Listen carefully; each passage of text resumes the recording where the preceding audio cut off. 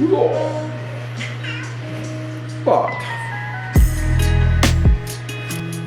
Zoe, I'm going to show them how to dry filament.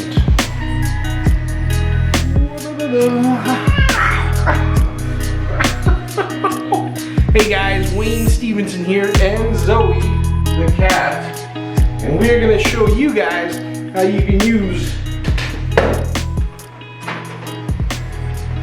your food dehydrator to dry your filament.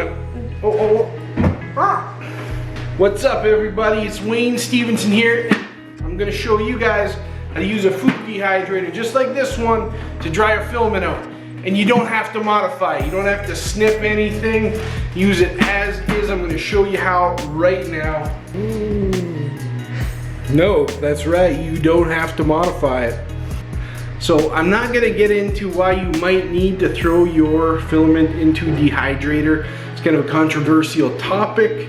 I'm just going to show you how to do it. So Zoe, if you don't mind going down for a minute. So I can show these fine folks at home how to do this.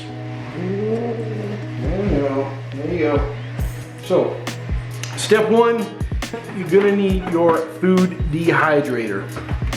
Step two, and this is the secret right here. You're gonna need yourself a roll of some sort of cling wrap, either it be Glad cling wrap, saran wrap, plastic wrap, whatever you want to call it. You're gonna need a roll of it. That's the clear stuff that likes to stick to things. This stuff. Take your troublesome rolls. Make sure you don't get them tangled up. So make sure you always tuck that somewhere where you know where it's gonna be. Oof. This is really brittle stuff. Anyhow, tuck it in so you don't lose it. You have to pull off a couple winds just to make sure it's not tangled already, because you're already dealing with troublesome filament if you're going to the lengths that you are to throw it in a food dehydrator. So you don't want to exasperate that issue and cause more problems for yourself. So once you got your rolls ready and you get your food dehydrator ready and you get your cling wrap ready. Alright, got our rolls here. We are going to load it up into our food dehydrator. I'm going to put one in there. And we're just going to put it on top like that. We're not going to worry about that. Above that, we're going to load another one. And boom. Just like that.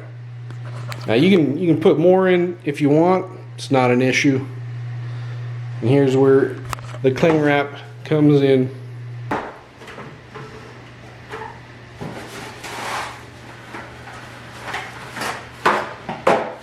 All I gotta do now is wrap it up, just like that.